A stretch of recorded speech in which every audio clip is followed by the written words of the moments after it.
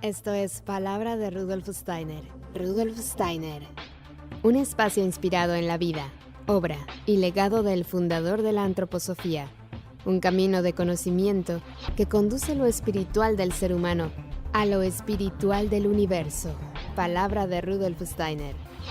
Hola, ¿qué tal? ¿Cómo están? Muy buen día, yo soy Caro Hernández. Gracias por acompañarme una vez más aquí en Palabra de Rudolf Steiner. Hoy vamos a hablar de los colores. Estos maravillosos compañeros de vida que embellecen nuestro día a día, nuestro paisaje, nuestra vida. Este tema que es tan interesante nos va a ayudar a comprenderlo mejor Carmen Cidranes. Ella comenzó a trabajar con el color hace más de 35 años en el entorno de la pedagogía Waldorf con la fundación de la Escuela Libre Micael. Después de jubilarse, la vida la lleva a reunirse con un grupo de maravillosas mujeres para trabajar con materiales naturales y recobrar así la calma, la serenidad, la capacidad de concentración, la habilidad para crear belleza con las manos, todas esas cosas que la vida cotidiana no nos permite disfrutar. Y entonces con ella, con ese grupo de mujeres empezaron a teñir con plantas y el resultado fue una terapia para el alma. Así que gracias por estar aquí, Carmen. Bienvenida a Palabra de Rudolf Steiner. ¿Cómo estás? Muy bien, muchas gracias a ti, Carolina, por darme esta voz para expresar cosas que a mí me apasionan mucho. Bueno, pues hoy vamos a hablar de tu libro Sentir el color, tintes naturales, que está muy lindo y que la gente ya puede disfrutar. Pero antes de que nos cuentes, bueno, cómo hiciste este libro y cómo surgió en ti esta necesidad de compartirlo, me encantaría que nos contaras cómo llega a tu vida el color, este enamoramiento por los colores. Bueno, a mí el color me enamora desde siempre, desde que era niña. En realidad a todos los niños les enamora el color, pero, Ujú. pero yo es que me pasaba la vida pintando con los lápices de colores de esas cajas tan bonitas que te daban cuando eras pequeño. Ujú. Y siempre me gustó muchísimo. Después, con el tiempo, empecé a pintar, hice cuadros con óleo. Bueno, el color estaba siempre ahí porque me encantaba, o sea, era una cosa que me apasionaba. Ya después, cuando fui un poco mayor, me interesó el color desde el punto de vista, bueno, entre comillas, científico, que yo pensaba, ¿qué es el color? El Ujú. color es algo mágico, no es fácil expresar qué es el color. Y de Ujú. hecho muchísimas personas, muchos científicos han escrito teorías del color, porque es algo que yo creo que a toda la humanidad le impacta y es muy difícil conocer su naturaleza realmente. Ujú. Entonces, yo indagando en teorías del color, leí muchas cosas y al final me impactó muchísimo la teoría del color del filósofo y poeta Goethe. Ujú. Era una visión del color muy diferente, por ejemplo, a la de Newton. Ya no sé si Ujú. es conocido que estaban enfrentados ellos dos en su época, Ujú. pero es que Newton veía el color desde un punto de vista, digamos, de análisis físico del fenómeno, y Goethe, que era un poeta y un filósofo, lo veía desde un punto de vista mucho más afín a lo que yo siento y a lo que yo busco, ¿no? Ujú. Entonces, me impactó mucho la teoría de Goethe. Él decía que el color se daba, nacía entre la luz y la oscuridad. Entre la Ujú. luz y la oscuridad se dan los colores. Y luego añadía, el escenario es el alma de los seres humanos. Efectivamente, Mm. yo lo siento así. El color es algo que está dentro de los seres humanos, en el alma. Él Ujú. también lo hacía, decía que el ojo humano lo captaba, pero el hombre también participaba en el color de alguna manera. Es decir, por ejemplo, hablaba de los colores complementarios. Cuando una persona capta un color, vamos a suponer que es el rojo, Ujú. el ojo humano lo que hace es ponerse en actividad inmediatamente para crear otro, que en este caso sería el verde, que es justo lo que se necesita para completar la rueda del color. Es decir, el hombre busca de alguna manera la integridad, porque es como se siente más lleno, más pleno, ¿no? El hombre buscamos la, la totalidad. Y Ujú, bueno, esa es solo un ejemplo, pero bueno, en la teoría del color de Goethe hay muchísimas cosas muy bonitas. Por ejemplo, él dice, si en los ojos no hubiera algo de sol, ¿cómo iban los nuestros a mirarlo? Es una mm, frase poética, pero ujú, también cierta. Es decir, el hombre lleva dentro la luz y la oscuridad, que también está fuera.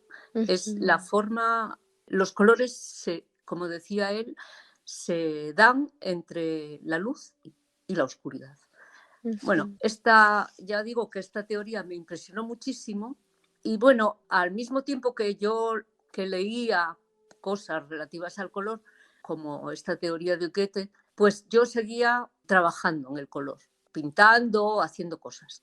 Y una de las cosas que más me gustó para experimentar este acercamiento al color, a la naturaleza del color, pues fue la de utilizar plantas para teñir Mm, textil, o bueno, para hacer de todo, porque en realidad con las plantas, con el color extraído de las plantas puedes hacer de todo. Pero bueno, quiero decir, puedes pintar, puedes hacer tintas, hacer tintes, pero bueno, a mí lo que me interesó fue teñir telas, porque en ese momento estaba empezando una actividad nueva, que bueno, esto ya es la historia de cómo se me ocurrió, o sea, cómo hice este libro a petición de gente que estaba alrededor de este proyecto nuestro.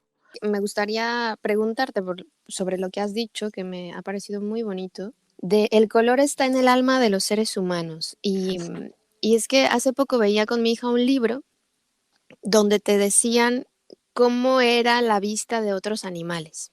O sea, cómo hay el caracol que ve en Ah, blanco y negro, ¿no? O el perro, de qué manera ve, o las abejas que ven con otros colores.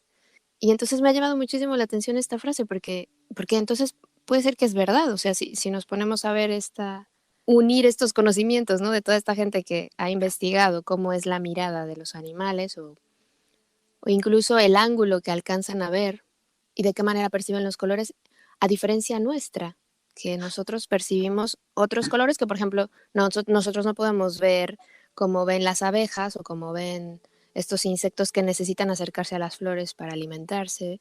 Me ha parecido muy, muy interesante lo que has dicho con respecto a esa frase.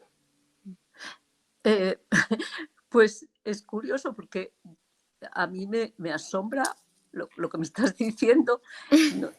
No puedo llegar a comprender bien cómo los científicos son capaces de saber cómo ven otros animales. Es algo que Mm. me asombra. Bueno, hay muchas cosas que me asombran. En realidad, el mundo es muy asombroso. Eh, no sé, a mí el color, claro, los animales no sé qué otras facultades tienen o no tienen para percibir lo que es el color, los distintos colores. Para completar la teoría del color de Goethe, tengo que hablar de Steiner, que Ujú, escribió un pequeño libro sobre la naturaleza del color, en la mm, que se basaba en, en las teorías de Goethe y lo complementaba con ideas muy interesantes. Entonces, eh,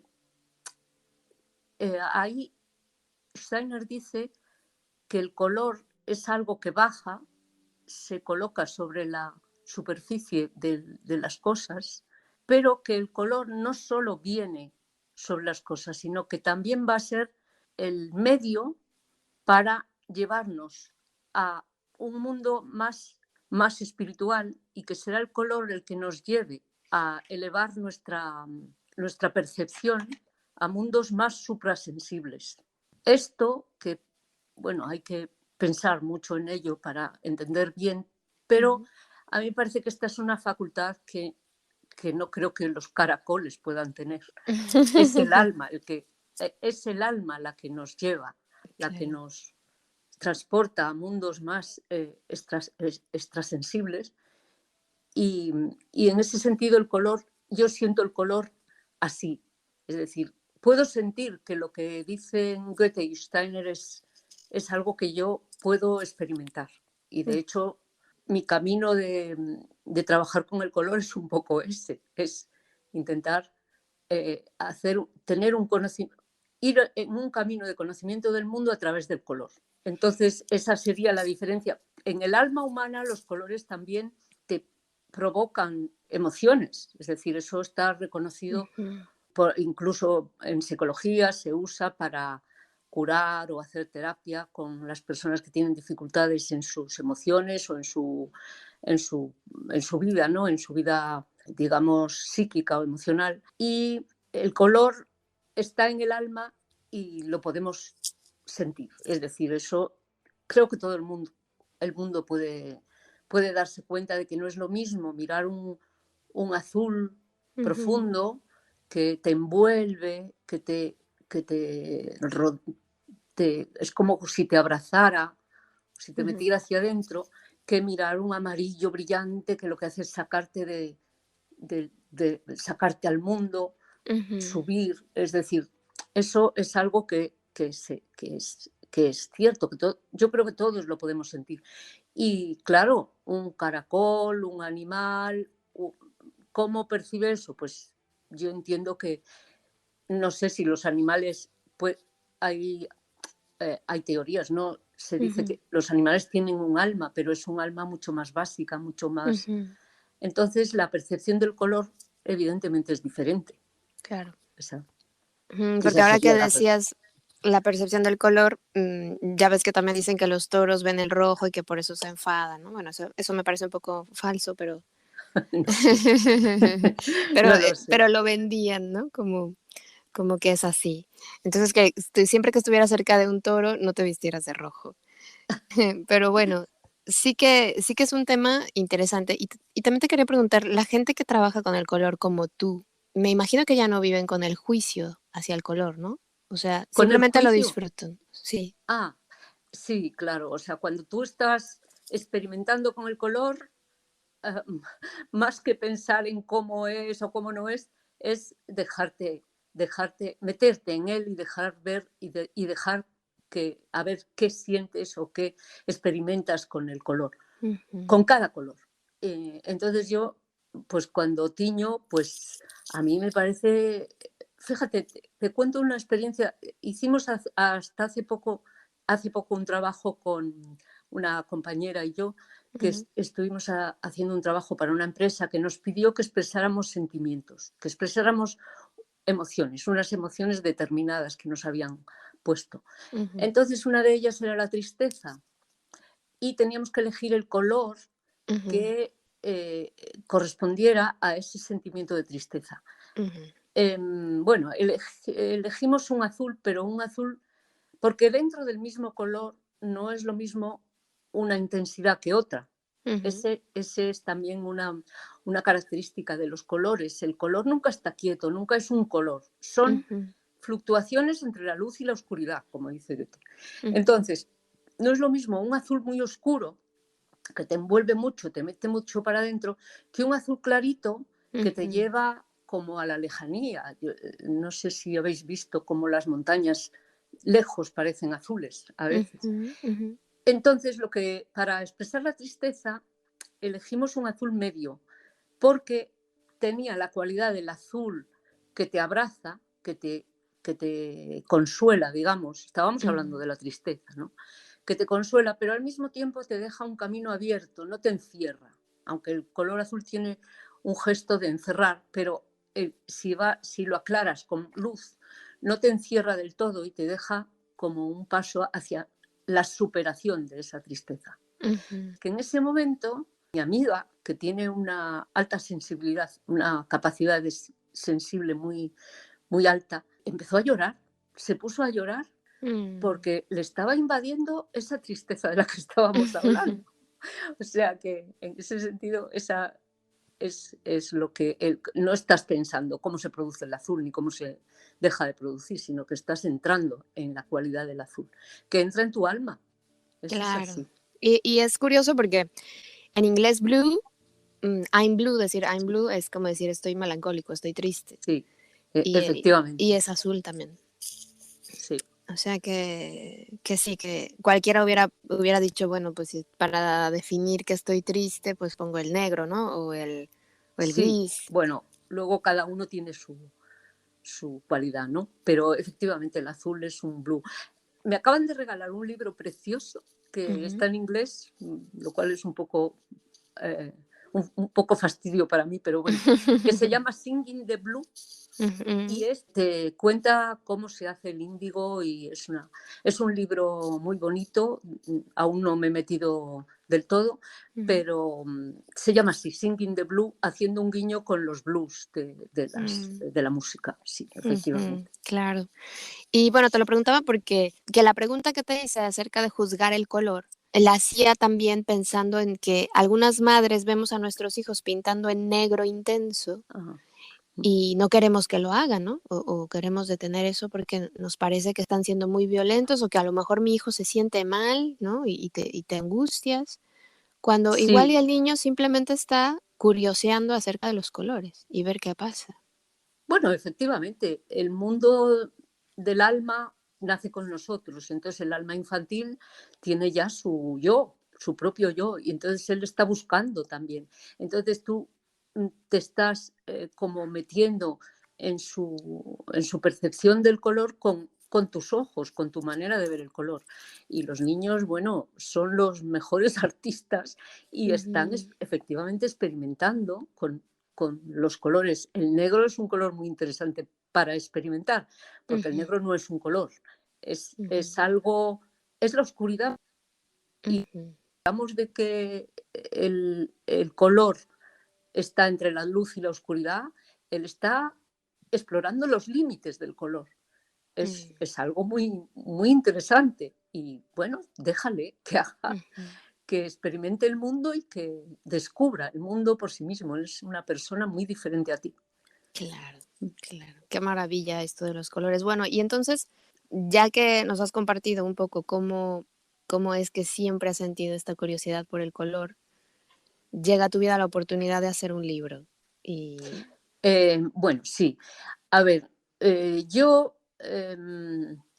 empecé a teñir hace muchos años, pero luego lo tuve que dejar porque empecé a trabajar en la administración y no tenía tiempo. Estuve mucho tiempo fuera de todo este mundo de la artesanía o del color o de lo que a mí me gustaba hacer. ujú, Y cuando me jubilé, eh, que esto fue ya hace 10 años, ujú, pues volví a contactar con las personas con las que había empezado a hacer estas actividades artesanas y artísticas, que eran un grupo de personas que estábamos en Madrid en torno a la fundación de la escuela Waldorf en España. Es decir, queríamos traer la pedagogía Waldorf a España ujú, porque no existía. Y estábamos alrededor de la Escuela Micael, que hoy día es la Escuela Micael, que está en las Rozas de Madrid. Y éramos unos cuantos padres, profesores y gente interesada en traer esta pedagogía a Madrid. Entonces ahí empezamos a, como ya sabes que en la pedagogía Waldorf el arte y la conexión con la naturaleza es absolutamente fundamental, es para la ujú, educación del niño. Steiner decía que era un pilar fundamental que el niño estuviera en contacto con la naturaleza, con los elementos, con materiales naturales, con lana, con madera, ujú, y que el arte era algo fundamental en la educación. Entonces, nosotros hicimos un grupo en que empezamos a hacer artesanía dentro de para ayudar dentro de esta formación de la escuela. ujú, Y yo enseguida me metí en el color, ya sabes, como desde pequeña. ujú, Y entonces ahí empezamos a teñir. Luego ya te comenté que lo tuve que dejar porque empecé a trabajar y cuando me jubilé contacté con esas personas con las que había empezado a hacer estas cosas ujú, y sobre todo con María Zafra, que tú la entrevistaste hace unas semanas. ujú, María Zafra era una amiga que estaba en aquel grupo y que ella continuó haciendo cosas artesanales porque fundó la Fundación Rafael, Rafael. que Ujú, trabajaba con personas discapacitadas. Entonces ella continuó haciendo artesanía de todo tipo con ellos. con estos chicos y chicas que había en la fundación. Entonces, cuando me jubilé, contacté de nuevo con María y María en ese momento, que ya se había jubilado también, pero que no podía estar quieta sin usar las manos, pues había formado unos grupos de personas interesadas en hacer algo artístico y al mismo tiempo en conexión con la naturaleza. El taller de María era un poco terapéutico, era para personas que querían huir de todo este estrés del mundo actual, de toda la cosa, digamos, técnica, y formaba unos grupos muy bonitos en que había paz, había tranquilidad, había trabajo con las manos, que nos acercaba pues a nuestra naturaleza realmente, nosotros venimos de la naturaleza y la naturaleza es nuestro hogar. Entonces ahí nos sentíamos bien. Era un grupo terapéutico. De hecho, se llamaba ergoterapia el grupo. Dentro del grupo había unas personas que una de ellas era una diseñadora muy conocida, que había estado con Sibila, una diseñadora muy famosa. Entonces, ella nos dijo, ¿por qué no esto que estamos haciendo? Porque en el grupo pues hacíamos tintes, teníamos pañuelos con plantas, y ella nos dijo, ¿por qué no hacemos una empresa para poner en el mundo todo esto tan interesante, tan bonito? El mundo necesita algo, poner nuestro trabajo, el resultado de nuestro trabajo en el mundo para que la evolución, una empresa que fuera ecológica, porque hoy día todas las empresas apelan a la ecología, a la economía circular, pero en aquel momento, que era hace 10 años, esto no era tan así, ¿no? Entonces nosotros queríamos mostrar el resultado de nuestro trabajo en algo tangible y crear una empresa que también tuviera una serie de valores, una serie de cualidades, como podía ser pues la ética dentro de lo que es la empresa, que queríamos un poco utópicamente, queríamos hacer una empresa basada en la transformación social, en nuestras relaciones como empresa. Con las personas que estábamos allí, hacer una especie de grupo y dentro de esa empresa poder lanzar algo al mundo teñido con plantas naturales. Entonces, así es como nació nuestra empresa, que se llama Aleteia, que todavía está ahí. Aleteia es una palabra que a mí mi formación es en lenguas clásicas, entonces me interesaba mucho ese mundo, y la palabra Aleteia es muy bonita, significa verdad en griego, pero en el mundo filosófico, digamos, se emplea como para expresar un camino de conocimiento, es decir, ir desvelando, ir quitando los velos que ocultan la esencia de una cosa o de algo hasta descubrir su esencia. Ese es el camino, digamos, que busca la verdad. Y bueno, aunque parezca así un poco exagerado, pero le pusimos ese nombre a la empresa porque queríamos seguir ese camino. O sea, no era simplemente teñir, era algo que tenía dentro una idea de estética, de ética y de trabajar con la naturaleza. Y así nació Aleteia. Entonces, dentro de esa empresa, bueno, empezamos a hacer tintes naturales con seda, con lana, con materiales 100% naturales, y también dábamos cursos, dábamos talleres, digamos. Entonces, esos talleres yo he dado muchos, y la gente que venía pedía como recetas, como fórmulas para empezar a teñir. Y yo al principio me resistía mucho, porque decía yo, pero si es que el mundo de teñir, de meterte en el color, experimentar con la naturaleza, hacer colores, no es algo que se pueda constreñir, que se pueda meter en una receta. Es algo muy que tienes que experimentar, que tienes que vivir, es algo que lo tienes que vivir. Entonces yo me resistía, pero finalmente comprendí que la gente lo que quiere es poder empezar de alguna manera. Claro. Y entonces se me decidí a escribir un libro con algunas fórmulas, ¿no? Tiene como unas 20 fórmulas este libro, más o menos, que son como las básicas para recoger un poco las enseñanzas antiguas de lo que es el oficio de teñir, para que las personas que están interesadas en ello puedan empezar a teñir, puedan empezar en la cocina de su casa, porque claro, se puede teñir con muchísimas cosas, con la cebolla, con el aguacate, con la zanahoria. Es una cosa muy interesante si ya bajamos a ver qué se puede hacer con la Ujú. naturaleza, con las plantas y con el color. Y entonces escribí este libro un poco para dar satisfacción a estas preguntas que me hacían y encender un poco la chispa en la gente para que se pusiera a experimentar. Y claro, en el libro yo lo que hago es primero hablar de cómo me acerqué yo al color, que es Ujú. lo que hemos hablado al principio de la entrevista. Es decir, que el libro no es simplemente una colección de fórmulas o de recetas, sino, bueno, quería expresar cómo fue mi acercamiento al color y después en cada uno de los colores que voy poniendo fórmulas para hacerlo, pues también voy expresando mi acercamiento a ese color en concreto, al Mm. azul, al rojo, al verde, y así es como empecé, como nació este libro.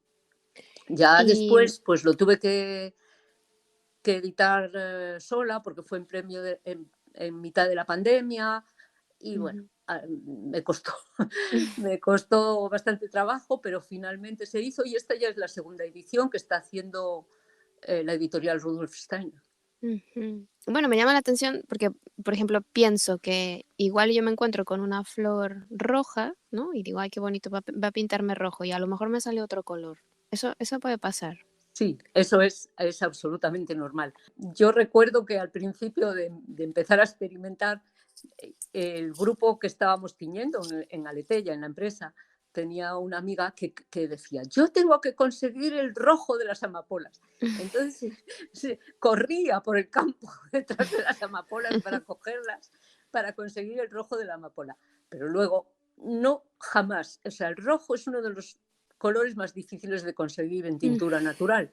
Ujú. Pero claro, lo que te da es un tono un poco tirando a violeta, gris, Guau. gris rosáceo, es decir, no tiene nada que ver porque después aprendí, porque claro, acabas aprendiendo de botánica y de todo, y de química.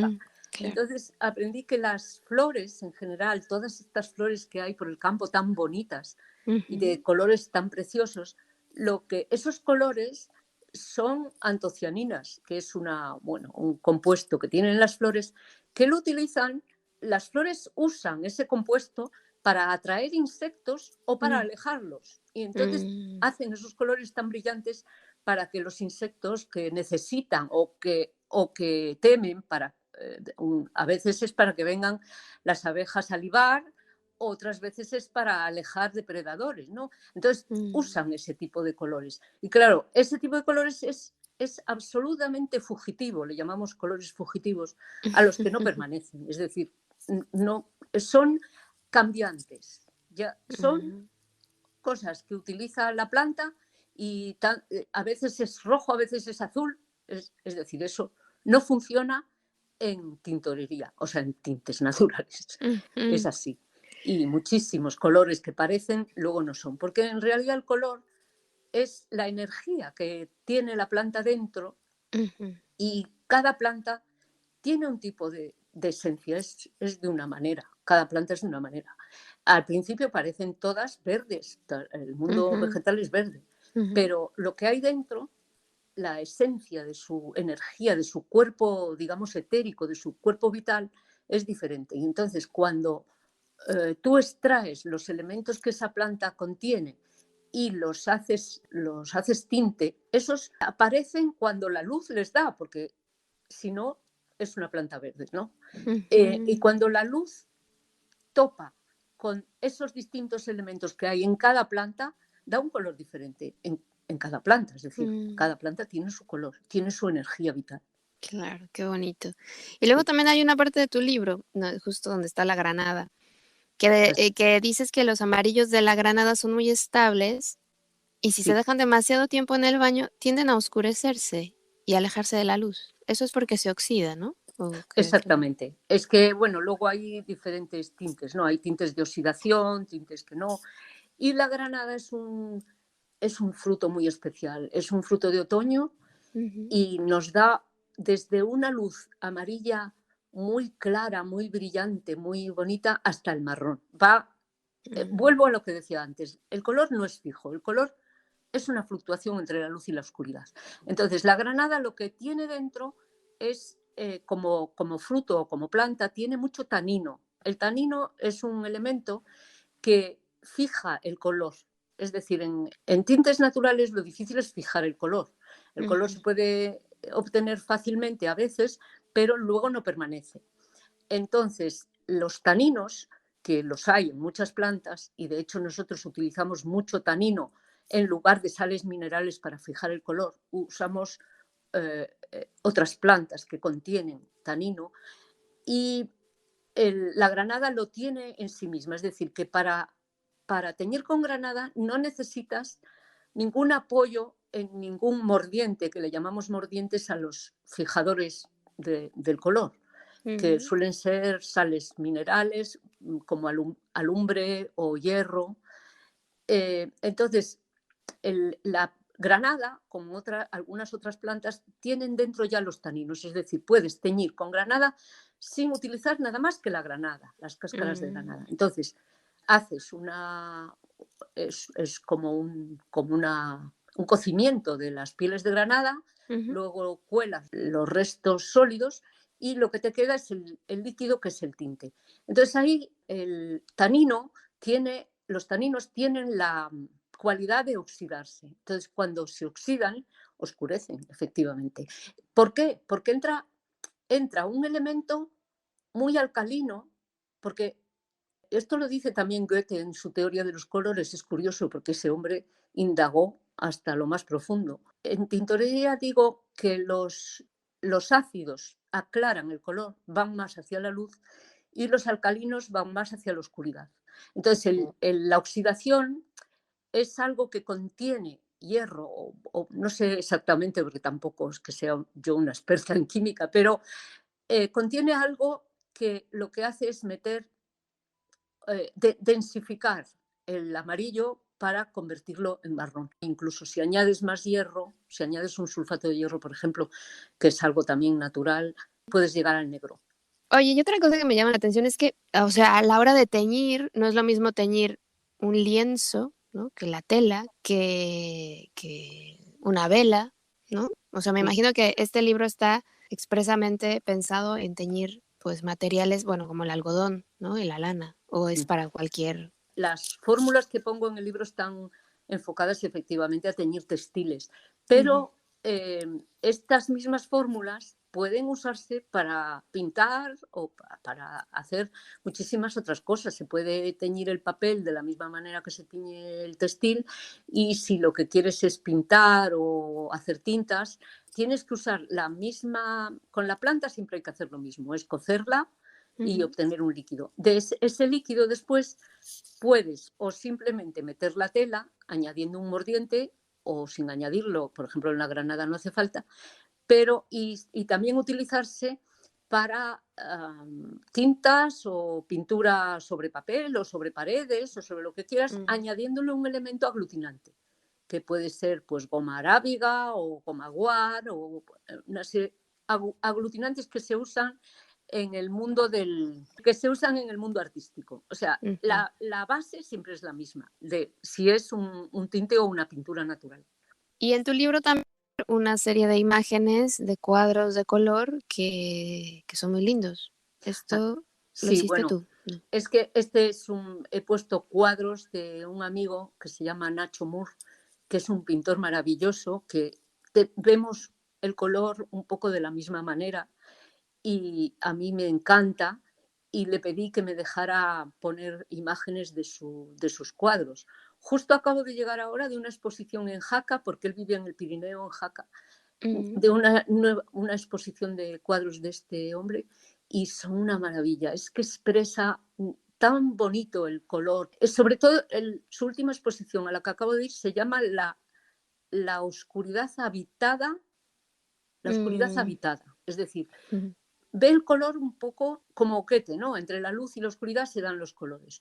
Entonces, el tema de la oscuridad, yo diría que es casi, o por lo menos igual de importante que la luz. Es decir, Si hay luz, si hay mucha luz, tú no ves nada porque te deslumbra, y si hay oscuridad tampoco ves nada porque no hay color. Solo cuando la oscuridad acoge, digamos, a la luz, es cuando se da el color. Y bueno, este hombre parte de esa base para pintar y es una maravilla. Y luego en el libro he puesto los cuadros de Nacho a veces al lado de telas que he teñido yo en el jardín de mi casa. No sé si hay algunas páginas que son así, que es el cuadro por un lado y el color de la tela por otro. Y es curioso porque son exactamente el mismo color. Y parece mentira, ¿no? Porque es muy difícil. Y él me decía, cuando lo vio, porque yo decía, igual no te parece bien que mezcle tus cuadros con mis textiles, porque no es lo mismo, claro, su arte. Y él me decía, no, todo lo contrario. Me gusta porque eso es, a mí, él decía, a mí me dicen que soy pintor abstracto. Yo soy pintor muy concreto, yo pinto la esencia de un color. Y cuando tú sacas el mismo color que yo me alegro muchísimo porque ese es el color. Ese es el color que queremos los dos. Es muy, muy bonito. Claro, sí, sin duda es fascinante el tema de los colores. Sí. Y yo creo que este libro es una buena manera de iniciarse en este mundo de los colores. Y yo creo que incluso lo podemos disfrutar en compañía de los niños para enseñarles un poquito, porque a mí me encanta cuando alguien nos enseña la dimensión de cada cosa, porque estamos tan acostumbrados a ver las cosas ya hechas, ¿no? Que Exacto. difícilmente nos cuestionamos viene. Y descubrir el origen es mágico. Sí, efectivamente, es mágico y absolutamente esencial para colocarnos en la tierra donde estamos. Es decir, cuando vemos todo el proceso de una cosa, de dónde vienen las cosas, es que nos ayuda a conectarnos con nuestro yo íntimo. Nosotros somos naturaleza también y tenemos obtenemos de la naturaleza algo que tiene que ver con nosotros y nosotros lo transformamos y lo devolvemos a la naturaleza, incluyendo nuestro yo personal. Eso es arte, eso es crear. Y los niños necesitan, para tenerlo, para estar seguros y decir, aquí estoy yo y la naturaleza tiene que ver conmigo, pues tiene que ver cómo salen las cosas, de dónde vienen las cosas, de dónde viene, por ejemplo, la lana, cómo se esquila una oveja, cómo luego se carga la lana. Pues lo mismo con los tintes, con el color. Es decir, esto no es algo que aparezca aquí, es algo que yo puedo hacer porque es también parte de mí, ¿sabes? Claro, y sobre todo por esa parte que decías, que nosotros somos naturaleza Sí. y si quieres seguir disfrutando de estos bellos colores, pues tienes que cuidar a la naturaleza, ¿no? Exactamente, exactamente. Tienes que tratarla además con un respeto, porque si no, no te da lo que le pides. O sea, mira, en el mundo del color, ya centrándonos otra vez en los tintes, el- el- los colores, digamos, artificiales empezaron en el siglo XIX con Perkin, un químico de 18 años que buscando una fórmula contra la malaria, pues hizo el primer tinte químico. A partir de ahí dejaron de usarse los tintes naturales porque era mucho más barato hacer. Pero si tú te fijas, si tú entras en el color natural y lo comparas con el químico, hay una diferencia abismal, abismal. Es decir, uno te conecta con la naturaleza y el otro, bueno, pues está ahí, puede ser bonito, puede ser brillante, pero no tiene que ver contigo, ¿sabes? Y los niños eso lo tienen que ver, tienen que saber. Y entonces, cuando tú coges un color de la naturaleza, de una planta, y tiñes con ella, pero le añades, por ejemplo, sales tóxicas, entonces estás como retorciendo lo que la planta te quiere dar. Y te sale un color, pero no tiene vida, o sea, no tiene la misma vida. No digo que no tenga vida porque está ahí la planta, pero has retorcido un poco a la planta, le has metido algo que no le corresponde y te da otro color, otro matiz que a veces puede ser mucho más brillante o mucho más aparentemente bonito, Ujú, pero que luego, por ejemplo, si le pones otro al lado, se dan de bruces, no casan uno con el otro. Los colores naturales siempre se ven bien unos con otros, sea el matiz que sea. Mientras que los ujú. colores químicos a veces pues chocan y dices, este color no va con este. En los colores naturales en los que has tratado a la naturaleza con respeto, que has recogido lo que recoges en el campo, con lo que vas a teñir, con ética, digamos, no estás arramplando con todo lo que ves en un árbol. Hay unas Ujú, leyes, unas normas, perdón, leyes no, unas normas de recogida de material para teñir. Eso también lo pongo en mi libro, ¿no? Que tienes que respetar los procesos de la naturaleza y no puedes, por ejemplo, coger una planta y quitarle todas las flores. Tienes que ujú. coger un 5 o un 10% de las flores que hay en esa planta para que la naturaleza continúe su curso. Y entonces Mm, ahí entra, pues eso, la parte, digamos, de ética de las mm. personas, que lo que estamos haciendo es usar a la naturaleza, pero con mucho respeto, porque si no, acabas acabas con ella, que es lo que nos Claro. está pasando con el cambio climático, ¿no? Ujú. Y bueno, no sé si he mezclado aquí un poco conceptos, pero es así, como No, tú no, es dices. es muy lindo, sí, Sí. porque esto que dices de la parte ética me parece fundamental, porque mucha gente diría: "Bueno, pero eso no tiene nada de ecológico, si tengo que matar a todas las plantas para teñir, para conseguir un color", pero bueno, es importante que lo hayas aclarado y que la gente sepa. Yo creo que las plantas, si tú coges lo que tienes que coger de la naturaleza, dejas que siga el curso, todo lo demás, y utilizas la planta, a mí me parece que la utilización de una planta no es nada, claro, igual que cuando cueces una planta para comer, o sea, estás Ujú, matando esa planta, pero la naturaleza no es solo esa planta, y esa planta lo que hace, lo que estás haciendo con ella, fíjate, es algo como de imaginación, pero yo me lo imagino así. La planta me está ofreciendo algo ujú, que hace que yo con eso pueda crear. Y lo que hago es aceptar lo que la planta me da, ujú, pasarlo por un espíritu más, por el espíritu. Las plantas tienen etérico, pero no tienen o sea, el hombre les da una dimensión espiritual que ellas no tienen, ujú, y esa dimensión es la parte, la creación. Tú con eso consigues crear arte y lo que estás haciendo es elevar esa condición de la planta ujú, a un nivel superior.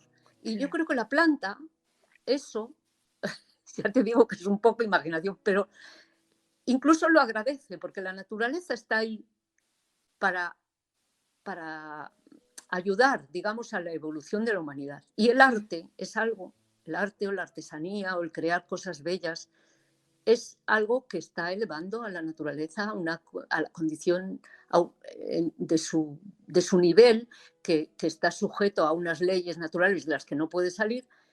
Lo liberas, digamos, de eso y haces arte con ello. Lo elevas de condición. A mí me parece que la planta te lo agradece. claro. Oye, y hay otro tema que es, ya para terminar, que es interesante porque mucho se dice y siempre se ha contado que en diferentes civilizaciones, al mismo tiempo, aunque no tuvieran comunicación en la antigüedad, como que sabíamos las mismas cosas, ¿no? Los de China y los de América. Tenían como los mismos conocimientos. Sí, eso a mí también me ha dejado muy asombrada cuando empecé, por ejemplo, con el índigo, que el índigo se utiliza de hace 6.000 años, se utilizaba en Perú, se utilizaba, bueno, los aztecas ya hacían el azul maya, se Mm, utilizaba en Asia, se utilizaba en África. Y el proceso de conseguir el azul no te lo da la naturaleza, una planta así directamente, es muy difícil de conseguir. Y el mm, proceso para conseguir el color azul es muy complicado.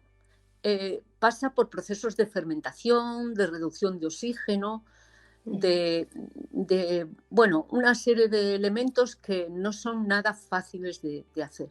ujú, Entonces, a mí me asombraba que hace miles de años ya lo hacían en partes del mundo que era imposible que estuvieran comunicados.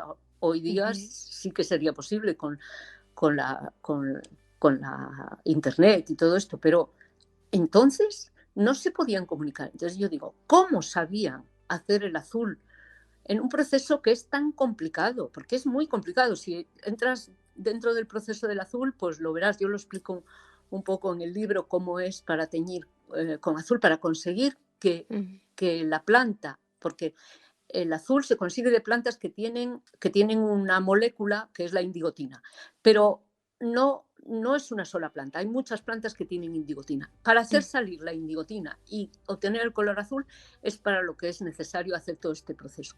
Entonces yo la única explicación que tengo es que aquellas personas tenían una percepción muy directa de las posibilidades que tenían las plantas, es decir, podían ver directamente lo que había dentro de ellas. Ahora lo hemos perdido y tenemos que hacer investigaciones químicas para ver cómo es ese proceso y cómo sale el color. Pero entonces, yo la única explicación que veo es que aquellos pueblos antiguos sabían lo que había dentro de la planta directamente, lo veían. Tenían una percepción diferente a la nuestra. Es la única explicación para mí. Claro, porque imagínate que el azul solo salga de una planta que solo existe en Australia, por ejemplo. Pues los de América no la hubieran podido descubrir. Exactamente. Y ellos sabían buscar en el entorno qué plantas le podían dar el color, igual que para fijar el color, porque hace miles de años no había mordientes, digamos, no podían usar fórmulas químicas para fijar el color. Y entonces buscaban otras plantas que tuvieran dentro esa cualidad para fijar. Y las encontraban cada uno en su entorno. En los países nórdicos, por ejemplo,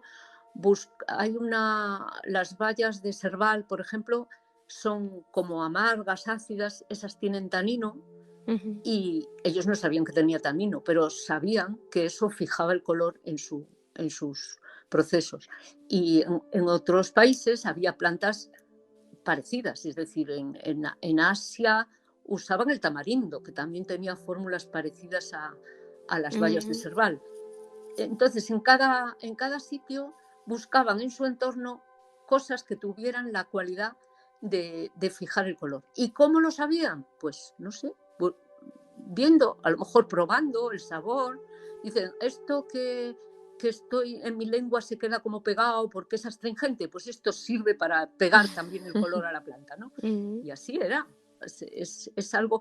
Y nosotros ahora lo que intentamos es, porque claro, en el durante el tiempo en que los colores no eran todavía químicos, en el siglo XVI, XVII, se usaban muchas sales tóxicas para fijar el color. Nosotros lo que intentamos es no usar sales tóxicas y buscar la manera antigua de hacerlo, o sea, buscar otras plantas que tengan esa cualidad, como puede ser el tamarindo, como puede ser las bayas de Serval de las que te he hablado. Entonces, nosotros estamos intentando recuperar tradiciones antiguas, evitando todo tipo de tóxicos.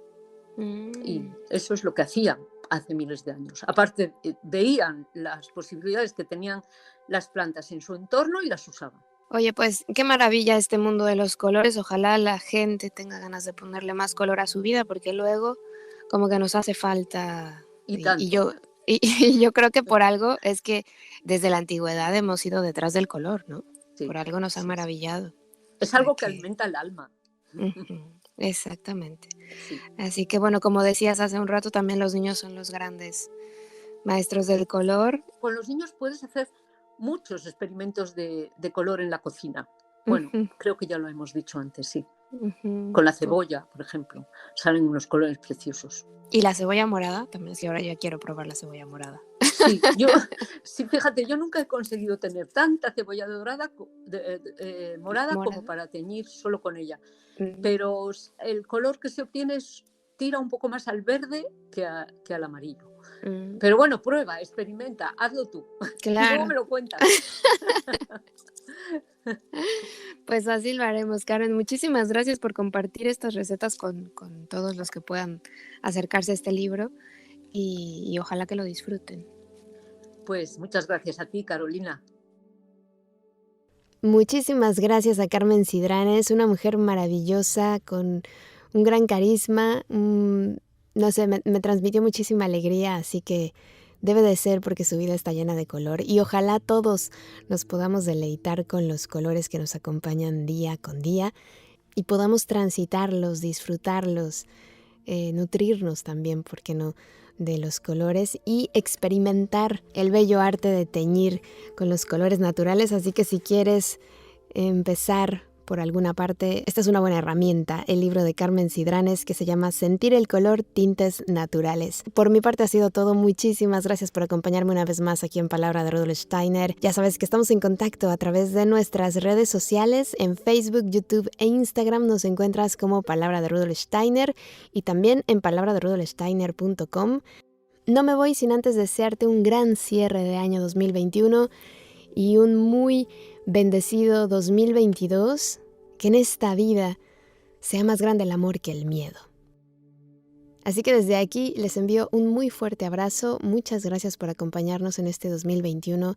Ha sido un año maravilloso, acompañados de personas increíbles, de maestros que jamás en mi vida me hubiera imaginado que sería tan afortunada de conocer. Gracias a todos, gracias a los que también se han ido del camino, en especial al querido Miguel de Marchi, que en mi corazón dejó una huella y sus palabras siempre van a resonar en mí porque sin duda fue un gran maestro y seguirá siendo para todos los que tuvieron la oportunidad de conocerlo y de escucharlo. Así que de verdad no puedo nombrarlos a todos porque me llevaría otra hora de programa, pero ustedes saben quiénes son. Gracias por compartir sus conocimientos, gracias por darme la oportunidad de conocerlos. De verdad, soy muy afortunada y estoy muy, muy agradecida de conocerlos, no solo a las personas que he entrevistado y que he podido estar en contacto con ellos y con las que se está formando alguna amistad, sino con todos los que nos escuchan, los que nos han recibido y a los que les es de utilidad toda esta información que vamos recopilando. Y sobre todo a Maga y a todo el equipo de Mantra, gracias a Lili, gracias a los chicos en los controles, de verdad, por otro año de trabajo, de compañerismo y de estar siempre ayudándonos para que este proyecto salga lo mejor posible. Muchísimas gracias, les envío un fuerte abrazo y a comenzar un 2022 con muchísima fuerza. No me queda nada más que recordarte, como siempre, que contigo están mis mejores deseos, que el sol brille mucho tiempo sobre ti, que el amor te rodee siempre y que la luz que mora en ti guíe tus pasos. Si así debe ser, nos escuchamos el próximo año. Yo soy Caro Hernández, gracias. Hasta la próxima. Escuchaste Palabra de Rudolf Steiner. Rudolf Steiner. Un espacio inspirado en la vida, obra y legado del fundador de la antroposofía. Un camino de conocimiento que conduce lo espiritual del ser humano a lo espiritual del universo. Palabra de Rudolf Steiner.